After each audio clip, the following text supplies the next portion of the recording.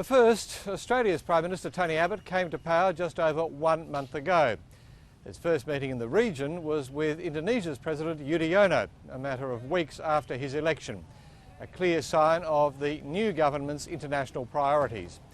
And high on the agenda was Indonesia's province of West Papua, with Mr Abbott proclaiming rock-solid support for Indonesian sovereignty. The issue was in the spotlight again at the APEC summit in Bali, when 3 activists breached the walls of the Australian consulate. Indonesia correspondent Helen Brown reports.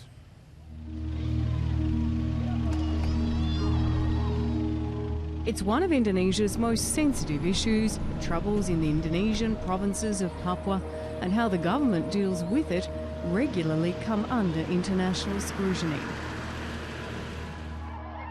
Indonesia is accused of suppressing people's rights and allowing intimidation and violence against those who raise their voice, particularly people connected to a separatist movement.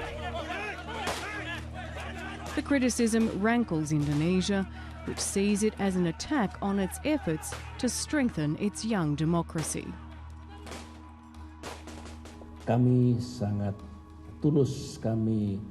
We are very sincere and we are very serious about improving the welfare of our brothers in Papua. Of course, there's a structural problem, a local problem which we have to manage well. Indonesia is taking full responsibility to solve the problems in Papua as best and as wise as we can, from an economic, welfare and justice approach. Papua became part of Indonesia in 1969, but the referendum process and the result is considered a sham by some, even though it was endorsed by the UN. The independence movement that sprang up at that time remains to this day. Human Rights Watch estimates more than 50 people are being held as political prisoners for actions such as raising the independence flag, the Morning Star. Indonesia says there are no political prisoners, but there are people who've been locked up for breaking the law. See how the demonstrators show their feelings? They are even allowed to yell about the president in front of the presidential palace, and we have no problem. But if they start taking illegal steps, separating from Indonesia, proclaiming a country within a country, Indonesia as a sovereign country has all the rights to stop such acts. In his first overseas visit, Australia's new Prime Minister Tony Abbott repeated Australia's stance that it respects Indonesia's sovereignty. I admire and respect what you and your government have done to improve the autonomy and the life of the people of West Papua, and I am confident that they can have the best possible life and the best possible future as a part of an indissoluble Indonesia, as an integral part of Indonesia. But activists say Australia should better promote the liberal democratic values it says it lives by. Human Rights Watch has sent a letter to the Prime Minister, which includes its concerns about Papua.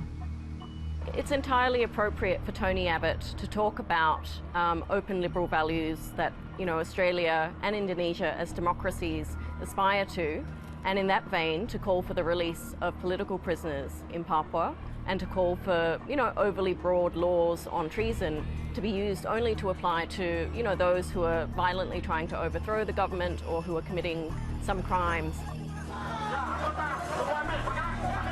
Foreign journalists are rarely given permission to enter Papua and see the situation for themselves, and aid agencies can face similar difficulties in gaining access.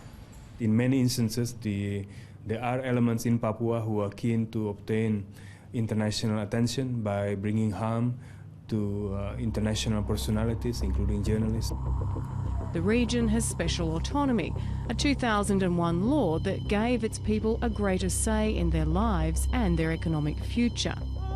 But dissidents say it's not working and that native Papuans are still marginalised and not given a share of the opportunities.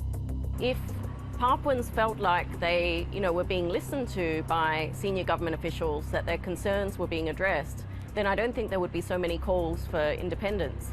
And I think part of the problem is that, when these violations happen, when Papuans are picked up and detained, if they try and report it to the authorities, often they're just immediately labelled as separatists. And so that makes them very reluctant to go to the authorities for help. The international focus on the simmering political discontent annoys the Indonesian government.